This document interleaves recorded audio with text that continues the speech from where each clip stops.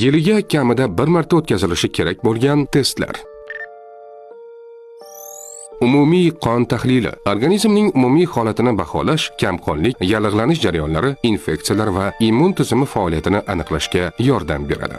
Umumiy siydik tahlili. Buyrak va siydik tizimi faoliyatini tekshirish uchun muhim. Bundan tashqari, diabet va ayrim metabolik kasalliklarini aniqlashda yordam beradi.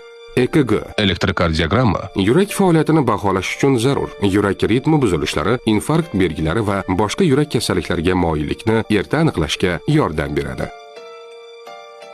Gepatit testlari. Gepatit B va C viruslari uchun tahlil.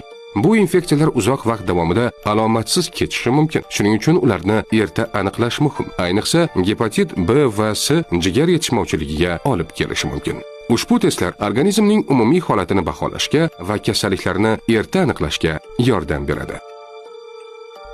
Salomatlik va strategik rivojlanish instituti ijtimoiy tarmoqlariga obuna bo'ling.